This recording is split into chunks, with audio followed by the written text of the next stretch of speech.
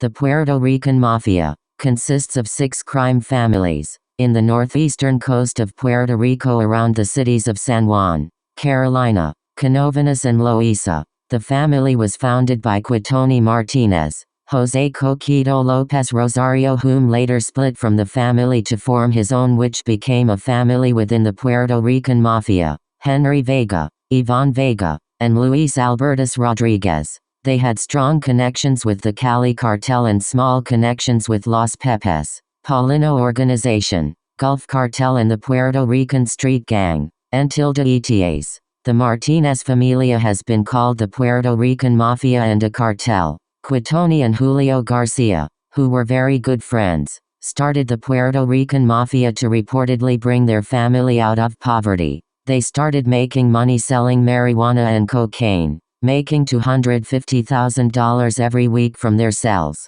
They used the money earned from their drug sales to start their mafia. In the early 1980s, the mafia started recruiting members, offering $1,000 for joining. By 1984 they had more than 30 members in their family. By 1986 they started building their empire by buying $20 million worth of coke from the Colombian cartel known as Cali Cartel. This helped them forge connections with other cartels and mafia around the Caribbean and even Europe. The Puerto Rican Mafia started buying boats near the port of San Juan. They began shipping coke overseas and into the United States. They even started transporting weapons to Spain. They had over 100 members in their family and grew larger through the years. The family started loan sharking and extorting. They invested in small business and threatened business, as well as blackmailed other gangs into paying them lump sums of money. This counted for only 23% of their net worth.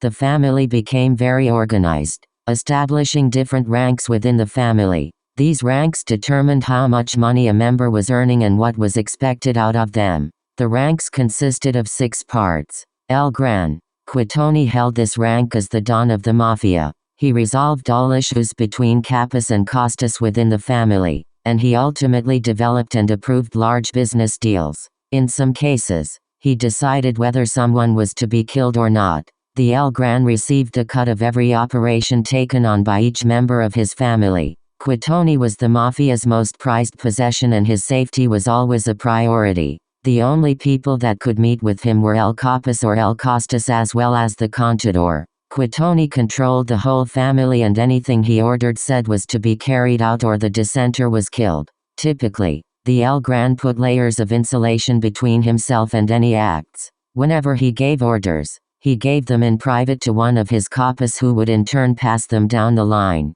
El Copa. The most successful Copa of the Puerto Rican Mafia was Quitoni's son Carlos, who earned a grand total of $20 million for the family in one business deal. He went from a soldier to a Copa quickly because of how much he made for the family after he became a made man. El Capos were second in command in the Puerto Rican Mafia. They organized business deal with other countries and gangs and presented them to El Gran. They examined everything the El Gran said to make sure that there were no holes in any of his plans. They made sure that whoever was sentenced to death was dead, and they had command over the Costas and soldiers. They were in training to be El Gran one day. They were known as small bosses who commanded their portion of the mafia in different parts of the island and even in the United States. If there were any problems they were taken to them before they were taken to El Gran. They were able to send out hits and could really do almost anything except kill a fellow boss. Carlos Martinez, the greatest Copa of the Mafia, had 4 soldados killed and would kill anyone he felt that he could not trust. This ensured that the Mafia would not be infiltrated. El Contador, also known as counters. There was one Contador for each Copa. They were responsible for counting the family's money. They made receipts after drug deals and made sure that the family was not being cheated and that no one within the family was stealing money from El Gran. They consulted the Capos or Quitoni whenever something didn't seem right. They were sometimes called by members of the family's chatas, a Spanish word meaning whistleblower, also known in America as a snitch. 3. El Casta. Costas were simply made men, or leaders of the soldados. There were only allowed to be 2 Costas and they had to be of full Puerto Rican descent with no white American ancestry. These men were able to work their way up to be a Copa. These men were appointed by Alcoca and were usually made bodyguards and money collectors. They kept 40% of the money they made from their operations. 60% was given to the El Gran and deposited into a bank account which only the El Gran and Copa had access to. Soldados. Soldados were the ones responsible for killing, robbing, collecting, driving, and making small sales on the streets. They operated the boats and made shipments to other countries and parts of the island. They had to find ways to make money for the family and could become a made man in the Puerto Rican Mafia. Soldiers could be of any nationality, but ultimately only full-blooded Puerto Ricans could be made men. Being a made man did not always mean they were becoming a casta. It could simply mean they were officially a sangero, a member of the family with certain rights and a chance to make more and get better jobs. The lowest rank were hombrecidas. These were the men who took the fall for most of the crimes and would also help hide coke and other illegal drugs and stolen merchandise. They were referred to as zanganas and didn't make much money. These men usually consisted of whites and blacks whom the mafia felt were not good enough to become made men or soldiers. They were often paid as little as $800 for their services. The mafia promised them protection and money. These were sometimes business owners that the mafia would blackmail. The members were also paid through a process called sueldo. In the early 1990s, the family started grossing a reported $754 million from investments and drug sales. These numbers got picked up by the police in Puerto Rico and soon the mafia was being watched by the FBI. El Gran called a meeting in 1994 which called all Copas and Costas. They met at one of his houses located in Spain. He stated that they were being watched by police and FBI and that no more recruiting was to be done by the family and that all drug dealing was to be stopped except for small street deals. This would help keep them under the radar for a little while. In 1996, Manny Garcia had been reportedly murdered by the mafia and hidden. His body was never found by police and no evidence pointed to the mafia except rumors that stated that Manny was seen reportedly talking a cop.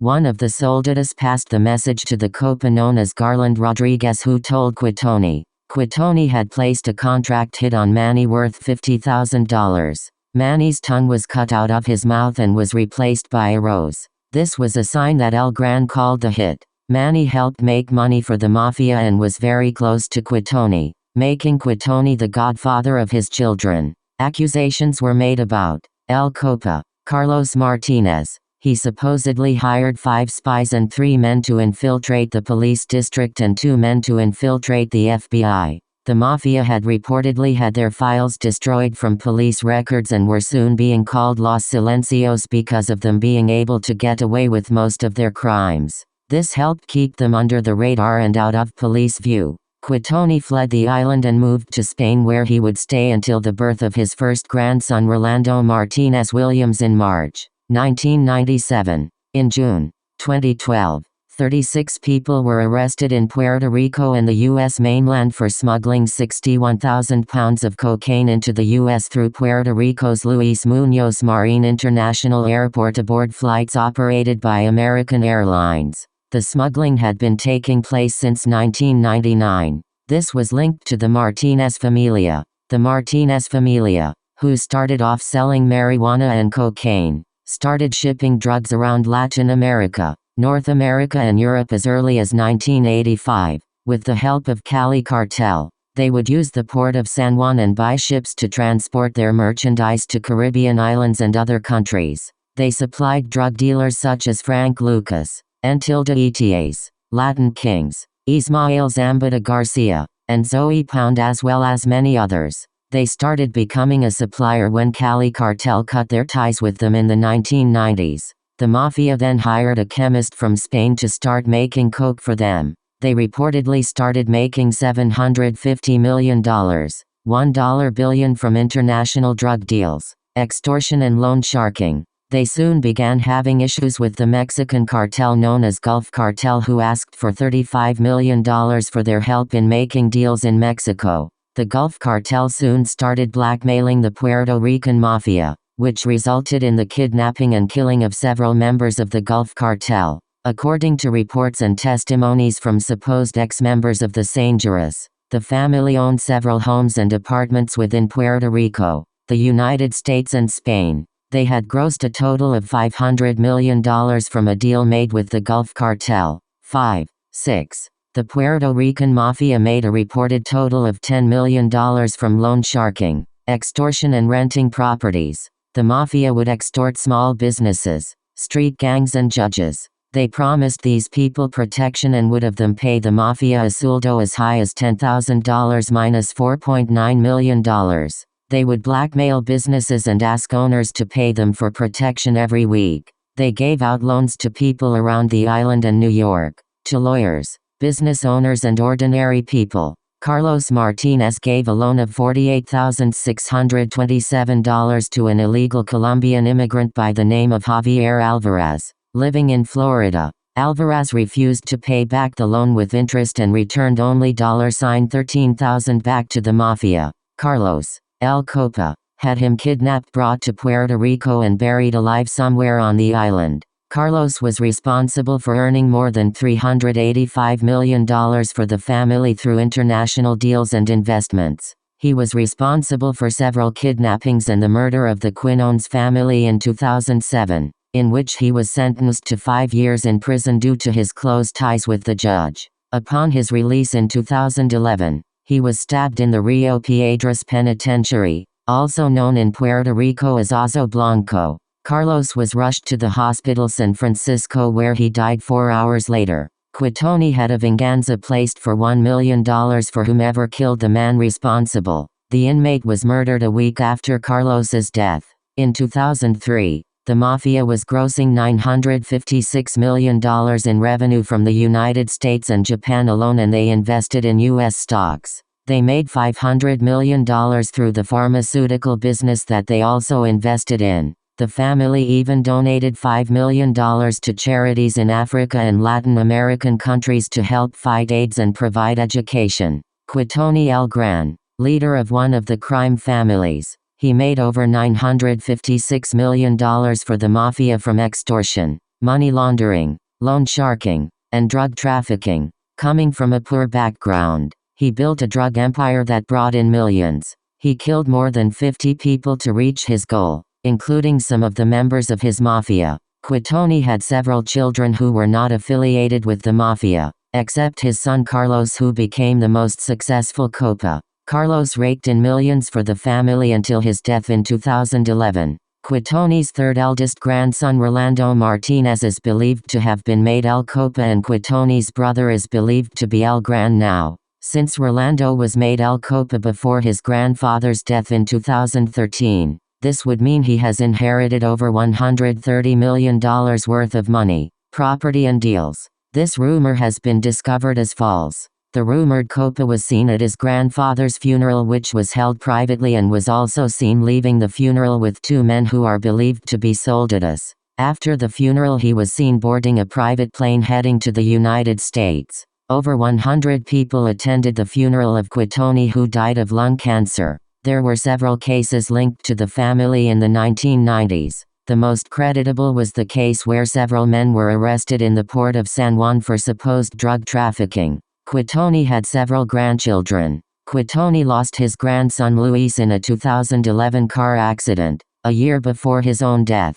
After the death of Quitoni's family would inherit a total of $24.6 million, which would be split evenly between blood relatives. This is hard to believe because some sources say that the family was going broke around the time of Quitoni's death because of excessive spending and health issues within the family. Some sources say the family only has $8 million to split between the blood relatives. The crime family is still around and living, although not as strong as they were in the early days. They are still running the streets thanks to El Gran Mateo, who has taken Quitoni's place as Don of the family. Quitoni's grandchildren have a net worth of $4 million, while Quitoni had a net worth of about $320 million before his decline in 2000. The Mafia leader was said to have been going broke and had $10 million left in his accounts. This was eventually said to be split between the Mafia as well as the children and grandchildren of the Mafia leader. Rolando Martinez as well. Rosalita Martinez had been spotted in 2012 attending school in Puerto Rico.